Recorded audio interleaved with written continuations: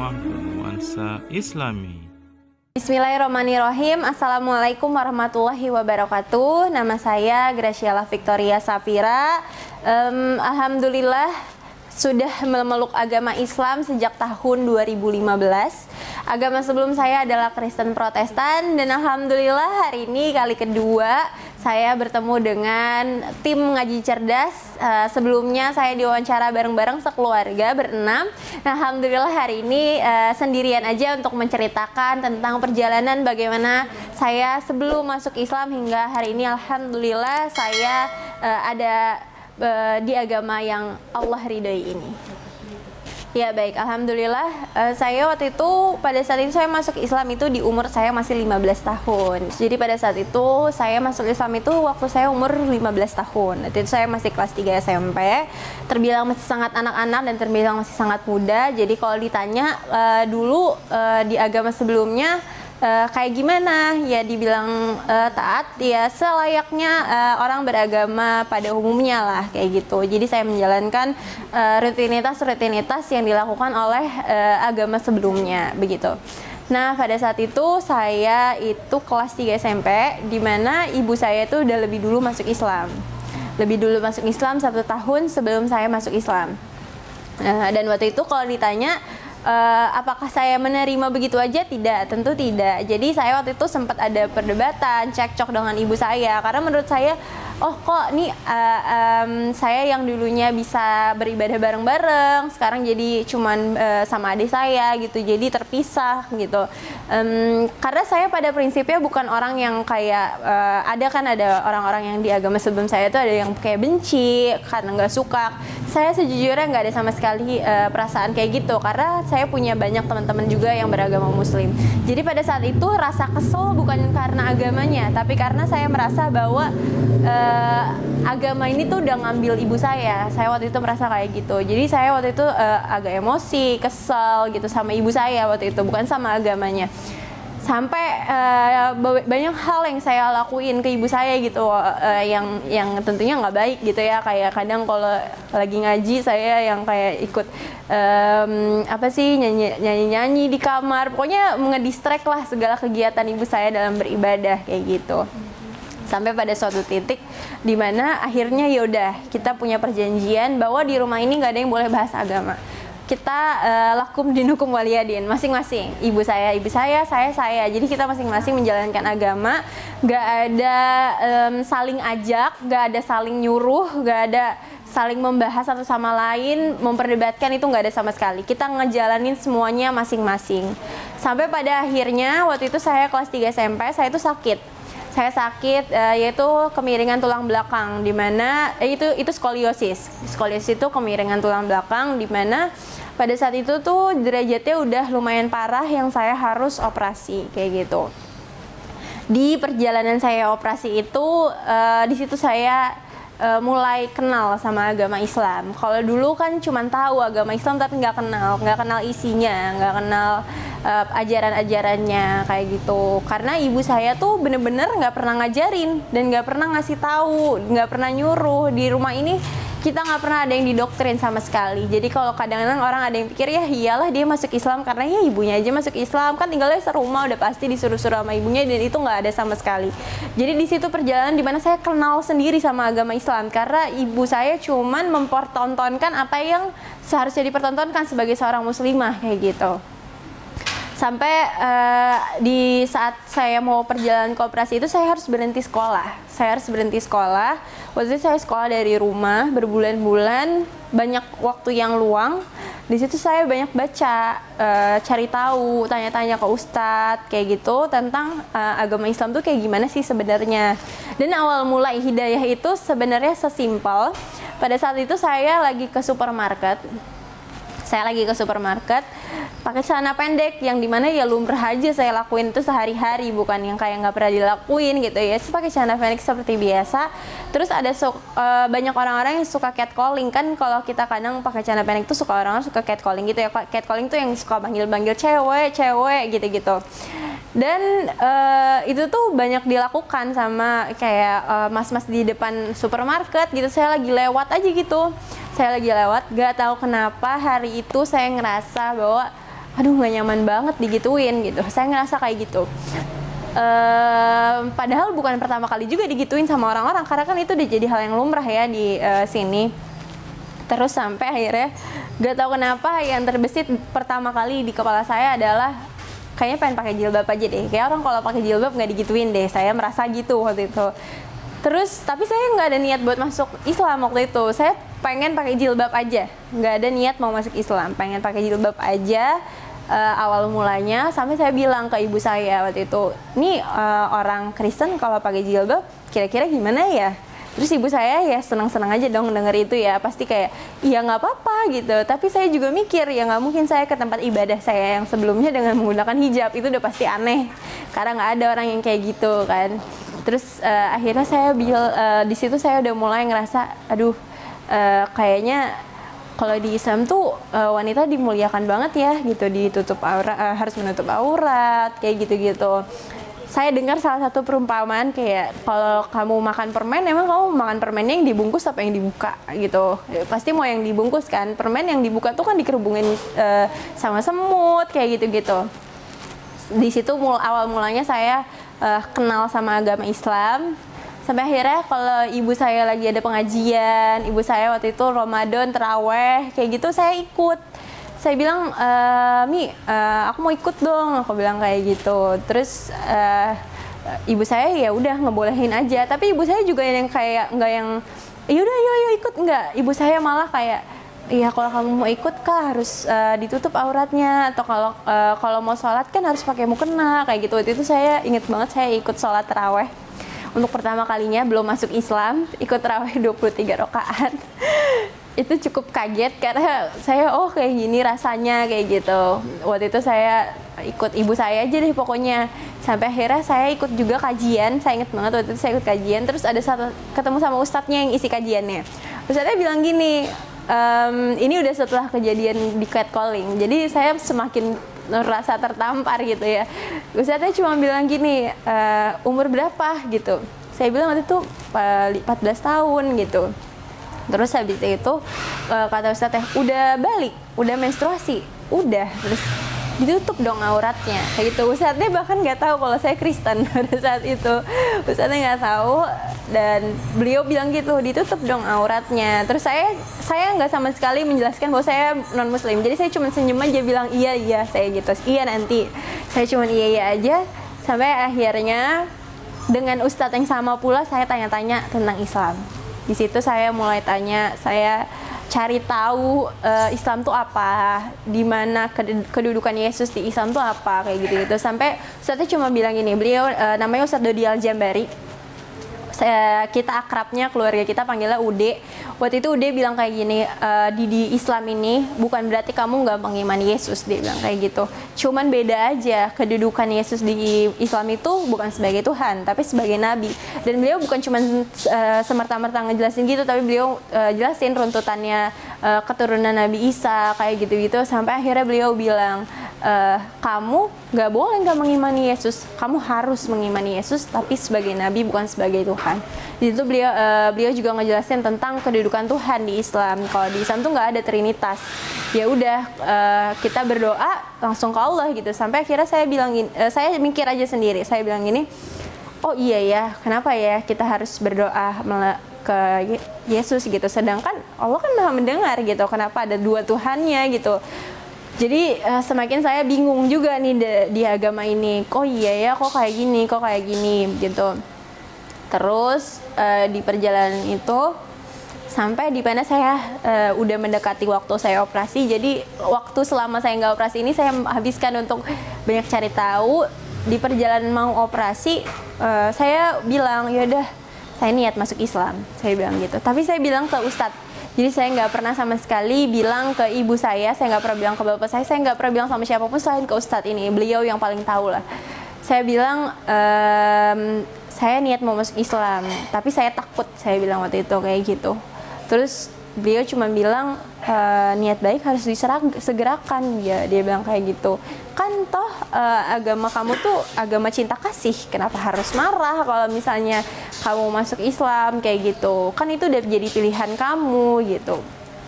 Terus Tapi ya tetap takut karena backgroundnya saya tuh bapak saya orang Batak, jadi begitu kerasnya kan keluarganya, dan saya punya om pendeta dan lain-lain. Jadi saya jujur takut banget pada saat itu. Saya takut sama keluarga saya waktu itu karena saya ingat waktu ibu saya masuk Islam gitu, saya semarah itu. Jadi saya pun tahu kalau saya masuk Islam pasti orang-orang marah gitu, karena saya pernah ada di posisi itu dan saya mewajarkan itu. Pasti sedih kan ngelihat anaknya masuk Islam, ngelihat cucunya masuk Islam, pasti ponakannya masuk Islam pasti sedih. Jadi saya bilang saya takut banget. Terus ustadznya bilang ya niat baik harus disegerakan. Saya nggak pernah cerita. Sampai akhirnya ibu saya baca sendiri di handphone saya. Saya nggak cerita, ibu saya baca sendiri handphone saya. Ibu saya cuma buka pintu kamar saya. Ibu saya bilang waktu itu saya ada beberapa kesulitan menjelang operasi. Jadi begitu saya niat masuk Islam, kesulitan-kesulitan itu tuh kayak Allah cabut satu-satu. Terus ibu saya cuma bilang gini, kamu baru niat masuk Islam aja Allah udah mudahkan, apalagi kamu masuk Islam. Wah, di situ saya cuma diem, saya nggak berani ngomong. Saya cuma mikir, oh iya ya, saya sadar gitu waktu saya niat masuk Islam, Allah tuh kayak mudahin banyak langkah-langkah saya menuju operasi ini, karena saya udah sampai sakit banget, nggak bisa jalan waktu itu. Dan akhirnya sampai saya mau mendekati operasi, dibuatin pengajian di rumah ini. Pengajian menuju operasi gitu. Sama dengan Ustadz Dodi juga waktu itu. Terus ada salah satu jamaah beliau datang yang udah 2 tahun gak ketemu sama beliau. Ini salah satu cerita yang paling saya inget. Terus beliau bilang gini, tuh kan kalau Mbak Sheila nggak sakit, hari ini saya nggak ketemu Fulanah gitu. Kita udah 2 tahun nggak ketemu. Kalau Mbak Sheila nggak sakit, kita nggak ketemu hari ini pengajian. Berarti kayak ada hal baik yang bisa diambil dari orang sakit gitu. Istilahnya saya ini sakit, tapi ada aja hal-hal yang bisa saya syukurin gitu. Sampai ke hal-hal yang nggak kepikiran nggak sih kayak gitu. Itu kan nggak kepikiran ya buat saya. Itu hal-hal yang kayak ya udah gitu. Mungkin kebetulan aja. Tapi di situ ustadznya nyadarin bahwa kamu sakit aja bisa jadi berkah buat orang lain kayak gitu. Di situ saya sadar kalau ya Allah di Islam tuh sampai hal terkecil aja patut disyukuri gitu. Ada hal terkecil yang kita benar-benar sampai cari ke dalam-dalamnya, bahwa di dalam kesulitan itu ya benar-benar ada kemudahan gitu. Di situ saya semakin pengen sebenarnya masuk Islam. Ya tapi balik lagi saya masih takut. Sampai di hari dimana saya operasi, saya ketakutan. Jadi saya masuk kamar operasi di saat ibu saya lagi nggak ada di rumah sakit. Waktu itu saya diduluin lah istilahnya gitu. Waktu saya masuk kamar operasi, saya nangis sejadi-jadinya. Saya bilang saya nggak mau kalau dioperasi saya nggak ketemu ibu saya. Pada operasi ini kalau misalnya dioperasi bisa lumpuh, kalau bisa dioperasi bisa lumpuh atau bisa mati. Udah itu doang duanya. Berhasil, lumpuh atau meninggal, 3 doang. Itu jadi di situ saya udah ketakutan banget kan, saya nangis sejadi-jadinya. Saya bilang saya nggak mau masuk kamar operasi kalau saya nggak ketemu ibu saya bilang gitu. Akhirnya singkat cerita ibu saya datang ke kamar operasi, terus abis itu di situ ibu saya nanya mau berdoa bareng-bareng nggak gitu. Terus saya bilang mau. Terus ibu saya bilang mau baca Al-Fatihah, mau. Saya bilang gitu karena ibu saya tahu saya udah mau masuk Islam di situ. Mau. Terus habis itu akhirnya ibu saya nonton saya baca Al-Fatihah dan zikir-zikir, itu saya ikutin terus. Entah kenapa pokoknya pada hari itu yang saya dengar cuma suara ibu saya sambil nangis-nangis, saya baca semua yang dituntun. Terakhir sebelum obat bius masuk, ibu saya cuma tanya mau baca syahadat gak gitu. Terus saya langsung bilang mau. Saya bilang kayak gitu. Jadi soalnya toh kalau saya nggak bangun lagi pada hari itu saya belum syahadat gitu kan. Jadi yaudah saya bilang saya mau syahadat. Terus akhirnya ibu saya tuntun di depan dokter-dokter dan suster-suster, saya baca syahadat. Udah habis itu masuk obat bius, saya cuma terakhir nyebut bismillah. Udah habis itu hilang. Akhirnya pada hari itu saya bersyahadat gitu. Itu dituntun oleh ibu saya sendiri. Jadi setelah saya sadar pada hari itu, saya sadar setelah udah operasi dan segala macam, situ yang tahu saya masuk Islam tuh cuma ada beberapa orang terdekat aja. Jadi bahkan keluarga besar itu banyak yang belum tahu kalau saya waktu itu udah masuk Islam. Yang saya kabarin waktu itu salah satunya Ustadz Dodi. Ustadz Dodi, wah beliau kasih tahu saya kesakitan, beliau bilang baca aja, baca yang dihafal apa, yang hafal apa, dibaca. Dan lucunya adalah saya tuh waktu habis syahadat, tanpa saya sadar saya tuh udah hafal dari Al-Ikhlas sampai Al-Maun mungkin waktu itu. Karena bukan saya hafalin, saya nggak ada niat buat ngafalin juga waktu itu, kan belum masuk Islam. Bukan karena saya hafalin, tapi karena saya dengar adik-adik saya ngaji. Karena kan saya ngabisin waktu saya di rumah kan karena sakit, jadi sering dengar, lama-lama ternyata hafal. Jadi waktu itu saya kesakitan, Ustadz Dodi itu bilang dibaca aja apa yang dihafal, dibaca kayak gitu. Terus habis itu disitulah dimana benar-benar pertolongan Allah tuh nyata gitu bagi saya ya. Setelah saya syahadat, orang lain tuh kalau di kamar operasi cuman gak bisa sampai berhari-hari. Saya cuman sehari keluar kamar ICU, keluar kamar ICU. Orang dokternya sampai bilang, kamu tuh luar biasa banget, dokternya bilang kayak gitu. Orang tuh di ruang ICU berhari-hari baru keluar. Saya hari ini operasi, malam siangnya saya udah keluar dari kamar operasi, udah masuk kamar biasa. Terus itu salah satu saya rasa itu benar-benar pertolongan dari Allah gitu. Terus habis itu dokternya juga sampai terkagum-kagum gitu melihat segala keajaiban itu. Terus kalau orang habis operasi itu kan, karena saya di sepanjang tulang belakang ya 24 skru, jadi belajar jalan dari awal, belajar duduk dari awal, belajar bangun dari awal, itu semua dari awal. Orang bisa sampai setengah jam, sejam buat belajar cuman duduk doang. Saya waktu ditanya dokternya, mau duduk? Iya dok, mau duduk, udah duduk. Mau berdiri? Iya dok, mau berdiri, udah berdiri. Mau jalan? Iya udah jalan. Nggak ada effort yang berlebih gitu setelah saya. Dan saya ngerasa kalau itu semua berkat pertolongan Allah ya, nggak selain daripada bantuan Allah. Karena ya itu kan dari awal ibu saya bilang, baru niat aja Allah mudahin, apalagi benar-benar bersyahadat gitu. Sampai pada akhirnya pada saat itu tuh di rumah sakit banyak yang ngirimin saya kayak mukena, Al-Quran, kayak gitu-gitu. Udah beberapa orang yang tahu. Di situ juga salah satu yang saya mikir, ya Allah, ini orang-orang saya nggak kenal dan mereka nggak kenal saya. Kok mau sih segininya ngebantu saya gitu. Di situ saya ngerasa kalau ukhuwah persatuan orang-orang Islam tuh benar-benar kuat banget gitu. Gak nanya saya orang mana, gak nanya saya dari mana, banyak banget yang kirimin saya berbagai macam perlengkapan setelah saya masuk Islam ya, kayak mukena, Al-Quran, Iqra dan lain-lain. Dan itu semua sampai hari ini saya nggak tahu orangnya siapa. Benar-benar mereka tuh kayak kejar-kejaran buat nyari pahala gitu. Benar-benar mereka tuh kayak ngelihat orang mencari pahala tuh lomba-lomba gitu. Orang Islam tuh saya benar-benar merasa Masya Allah nih agama yang benar-benar komplit, lengkap, paripurna, semuanya ada gitu. Di situ juga salah satu ya, saya mikir cuma di Islam saya nemuin ada orang diatur dari bangun tidur sampai tidur lagi. Nggak ada yang enggak. Orang pakai sendal, kamar mandi, pakai baju, tidur, mandi. Nggak ada yang saya temuin, nggak ada yang nggak diatur. Semuanya diatur, semua ada dalilnya, semua ada pembuktiannya, dan bahkan bisa dibuktikan pakai ilmu-ilmu dunia gitu. Itu salah satu yang buat saya Islam tuh benar-benar sempurna gitu. Nggak ada kurang dan nggak ada cacat sekalipun kayak gitu. Salah satu ujian yang merasa sulit banget ya setelah masuk Islam, selain keluarga udah pasti terjadi kericuhan, rusuh dan lain-lain.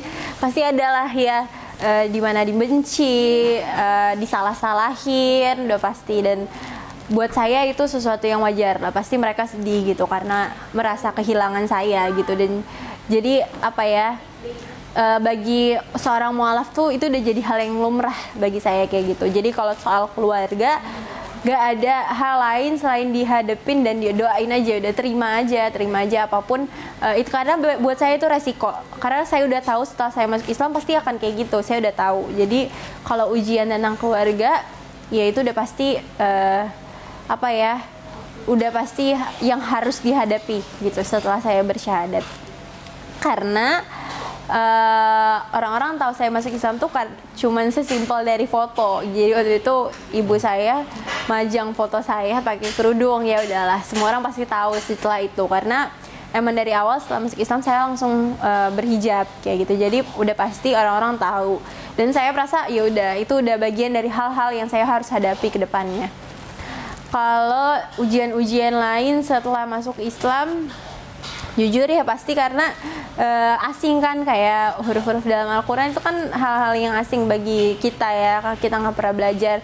Tapi bagi saya justru itu bukan ujian gitu, kayak bagi saya itu tuh kayak tantangan yang seru yang kita hadepin satu persatu, kayak mulai dari berhijab, kan berhijab juga berproses ya, dari yang sebelumnya sampai yang sekarang.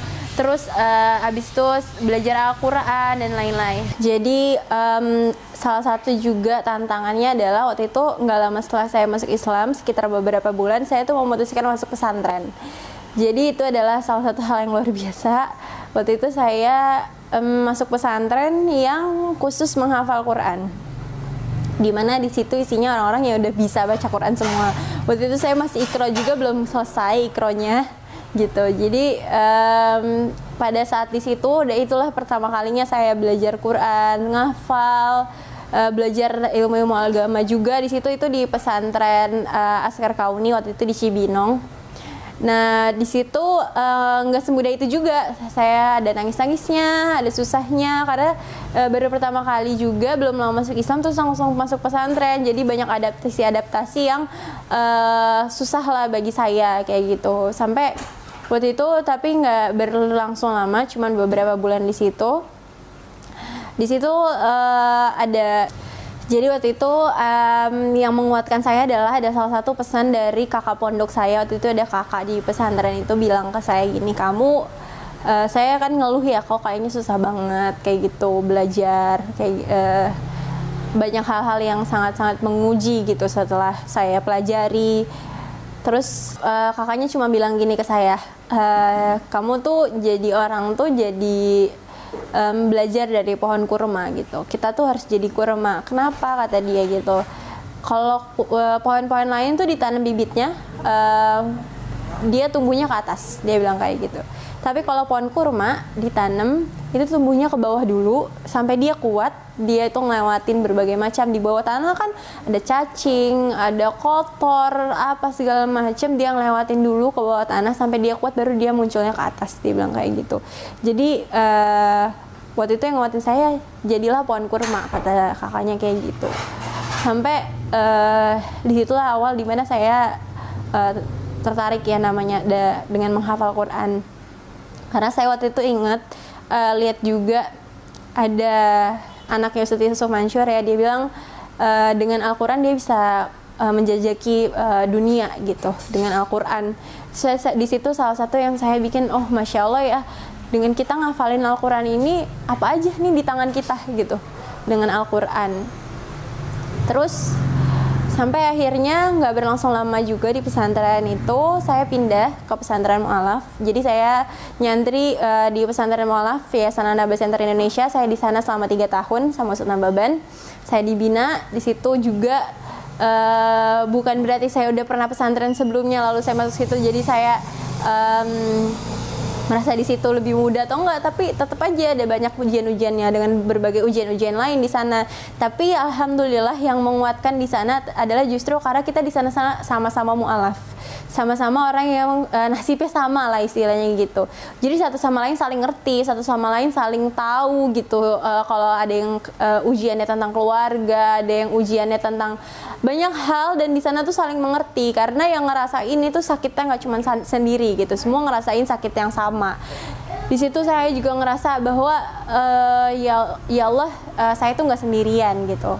Banyak orang yang ngerasain hal-hal yang sama, banyak orang yang ngerasain bahkan lebih pedih daripada apa yang saya rasain untuk menggapai surga yang Allah janjikan gitu. Bahwa di situ saya ngerasa emang namanya menuju surga itu nggak ada yang mudah. Menuju surga itu nggak ada yang gratis, semua butuh usaha, semua butuh effort untuk ngedapetin itu. Jadi kalau ngomongin bicara soal ujian, setelah saya bersyahadat, saya tahu itu adalah konsekuensi yang harus saya hadepin kayak gitu.